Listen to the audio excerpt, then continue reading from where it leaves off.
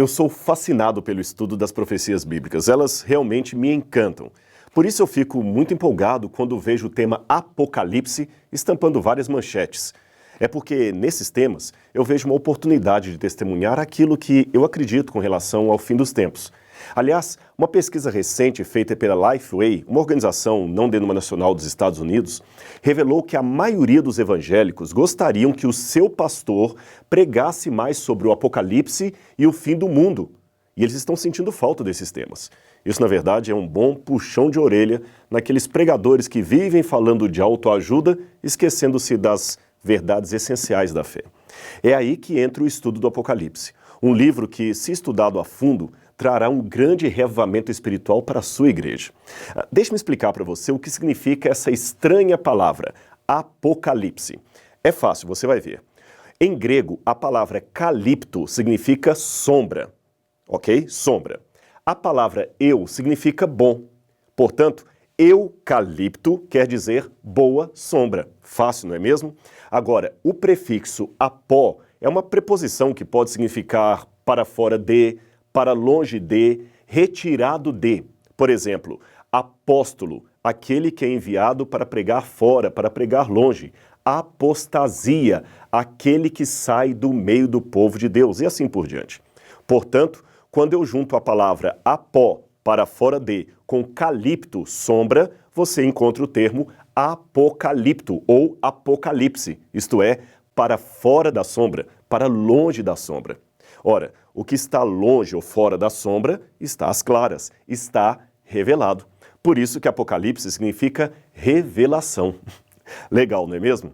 Ele é a revelação de Jesus Cristo, que Deus lhe deu para mostrar aos seus servos aquelas coisas que em breve deveriam começar a acontecer. Mas o fato de ser uma revelação de Deus não impede que haja entre os cristãos sinceros diferenças de opinião a respeito desse livro e, por isso, eu queria começar citando uma frase de Santo Agostinho que, para mim, é texto de cabeceira.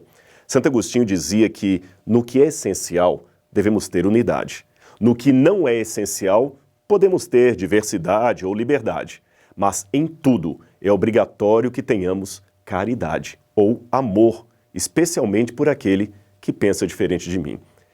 É por isso que, com muito respeito, eu creio que vou chocar alguns irmãos evangélicos que seguem as minhas redes sociais. Então, você está preparado para o choque? Pois bem, lá vai. Eu não creio no arrebatamento da igreja. Pronto. Mas como? Será que o Rodrigo Silva perdeu a sua fé? Não é nada disso. E talvez você se surpreenda em saber que eu não estou sozinho nisto. Uma pesquisa feita pelo Pew Forum sobre religião e vida pública entrevistou 2.200 líderes evangélicos de 190 diferentes países e descobriu que 32% deles também não acreditam que haverá um arrebatamento secreto da igreja no fim dos tempos. Quando a pesquisa muito semelhante foi feita com teólogos, desta vez norte-americanos, o número daqueles que negavam ou nutriam sérias dúvidas sobre o arrebatamento era da ordem de 60%. Apenas para situar aqueles que talvez não saibam do que eu estou falando, é que uma grande parte dos cristãos evangélicos de hoje, especialmente pentecostais e neopentecostais, acredita que a segunda vinda de Cristo terá duas fases. A primeira é quando ele vem de maneira secreta para arrebatar ao céu aqueles crentes mortos e vivos, conforme está em 1 Tessalonicenses capítulo 4, versículos 13 a 17. Nesta compreensão, uma multidão de pessoas irá desaparecer de um momento para outro. É por isso que, em alguns automóveis, nós vemos às vezes aquele adesivo escrito "Cuidado, em caso de arrebatamento, este automóvel ficará descontrolado". É uma maneira bem-humorada de pregar aquilo que eles acreditam. Bem, continuando então, em virtude desse suposto desaparecimento da igreja, que seria arrebatada por Cristo, haverá então 7 anos de tribulação na terra, governada pelo anticristo, que perseguirá o país de Israel, e nesse momento os judeus deverão se converter a Jesus. Então só depois disto é que Cristo volta. Aí sim, numa segunda fase, em glória e majestade, em companhia daqueles que já haviam sido arrebatados anteriormente, e então reina 1000 anos sobre a terra. É mais ou menos isto que ensina o dispensacionalismo ou a doutrina do arrebatamento secreto. No entanto, talvez poucos saibam, mas apesar do fascínio que essa visão traz sobre muitos crentes, esta não é uma doutrina claramente encontrada na Bíblia Sagrada. E mesmo que você diga não, está assim na Bíblia, deverá admitir que desde que o apóstolo João escreveu o Apocalipse até o ano de 1830, ninguém jamais falou dela. Ou seja, tivemos 1800 anos de cristianismo sem que ninguém sequer ouvisse falar do tal arrebatamento secreto. Quem primeiro pregou isto foi John Nelson Darby, um pregador anglo-irlandês. E sabe onde ele se inspirou? Nos escritos de um jesuíta espanhol chamado Francisco Ribeira, que projetou a profecia do anticristo para um longínquo futuro a fim de combater a doutrina ou o entendimento protestante da época, que via o Apocalipse 13 como se cumprindo no poder papal da Europa.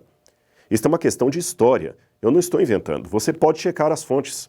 Os grandes reformadores, aqueles como Lutero, Calvino, Zwinglio, os irmãos Morávios, Wesley, nenhum deles acreditava no arrebatamento secreto da igreja. Pelo contrário, todos falavam apenas de uma única e clara volta de Jesus, que acontecerá em apenas um estágio e será visível e gloriosa em todo o mundo, e não num arrebatamento pré-tribulacionista. Somente no início do século XX é que essa visão do fim se tornou popular através da chamada Bíblia Anotada de Scofield e outros evangelistas. Agora, é estranho que uma doutrina assim tão complexa, tão bem elaborada como esta, e que seja supostamente bíblica, seja tão estranha na história do cristianismo. É estranho que nenhum servo de Deus a tenha percebido em 2000 anos de história da igreja. Uma vez um pastor evangélico muito consagrado a Deus, a quem eu respeito muito, me disse: mas Rodrigo, Deus tem de tirar o seu povo da terra antes que venha a grande tribulação. Veja, a história sagrada ensina que em todos os tempos, era ele argumentando, em todos os tempos de juízos divinos sobre as civilizações, Deus sempre livrou os seus fiéis. Livrou Noé do dilúvio, livrou a Ló da destruição de Sodoma, livrou a Israel das 10 pragas que atribularam o Egito e prometeu livrar a sua igreja na hora daquela tentação que há de vir sobre toda a terra. Ele então citou Apocalipse capítulo 3, verso 10, que diz: eu te guardarei na hora da provação. Mas espere um pouco. Eu falei para ele então: pastor, guardar é proteger, não é retirar de um lugar para o outro. Em nenhum desses textos que você citou, Deus arrebatou o seu povo para não sofrer o juízo. Pelo contrário, ele os protegeu, mas não os tirou. Jesus mesmo orou ao Pai: não peço que os tires do mundo, mas que os livres do mal. Veja, Noé estava protegido dentro da arca, mas permaneceu em meio ao dilúvio. Ló foi tirado pelos anjos, porém correndo em meio ao fogo que caía, e ele não foi arrebatado secretamente. Os hebreus, é claro, foram poupados das pragas no Egito, mas continuavam na terra de Faraó enquanto as pragas caíam.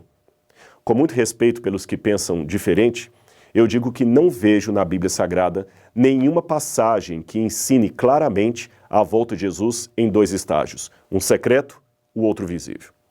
Mas eu sei que alguém ainda dirá: Rodrigo, Paulo deixou bem claro em Tessalonicenses que nós seremos arrebatados para encontrar com o Senhor nas nuvens, e ser arrebatado é ser tomado de modo súbito, sem que ninguém veja.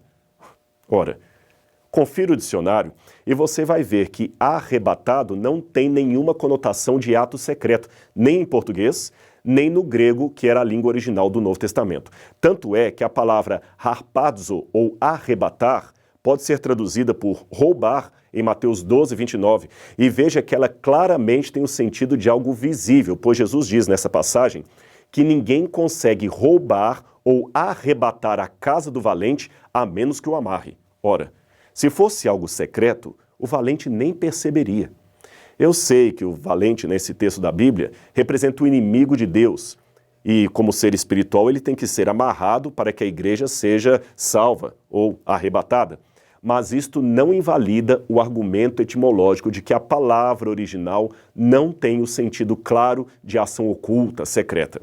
Aliás, se você prestar atenção, todos os textos normalmente lidos como referentes ao arrebatamento secreto da igreja possuem em seu contexto um quadro maior de vinda inesperada, porém gloriosa, e visível em todo o mundo, até pelos ímpios. É claro que, pelo tempo, Eu não tenho como analisar passagem por passagem, mas eu cito apenas uma delas, que está em Mateus capítulo 24, versos 40 e 41. Ali diz: 2 estarão no campo, um será tomado e deixado o outro. 2 estarão no moinho, uma será tomada e deixada a outra. Será isto um arrebatamento secreto? Creio que não, por 2 motivos. Primeiro, esta passagem segue depois dos versos 30 e 31, que falam da visibilidade mundial da volta de Cristo. Portanto, é depois da vinda gloriosa que esses textos têm lugar. Em segundo lugar, a comparação que Jesus faz imediatamente antes é com o dilúvio. Esse é um dado importante para você entender essa passagem. Você pode ver na sua Bíblia. Ele fala: assim como foi nos dias de Noé, assim será a vinda do Filho do Homem. Nos dias de Noé, os homens não perceberam até que veio o dilúvio e os levou a todos. Note, os que foram levados pelo dilúvio são aqueles que se perderam. Aí ele arremata: do mesmo modo em minha vida, um será tomado e o outro deixado. Ou seja, um será levado, como os antigos foram levados pelo dilúvio, e o outro será poupado, como poupada foi a família de Noé. Logo, a análise textual nos indica que os que são deixados são os que se salvam, e os que são levados são os que se perdem. Veja com calma na sua Bíblia e você verá que é isto mesmo. Agora, a despeito de qualquer discordância interpretativa ou teológica, uma coisa eu posso dizer com muita convicção. Independente da religião que você professa, ou até mesmo da ausência dela, pois muitos preferem não seguir religião alguma, eu espero que você concorde comigo pelo menos nisto. Jesus ama a mim e a você. E se formos fiéis a Ele, Ele voltará para nos levar ao reino que Ele mesmo prometeu. A sua promessa não falha, e o Apocalipse é a certeza que nós dois temos disso.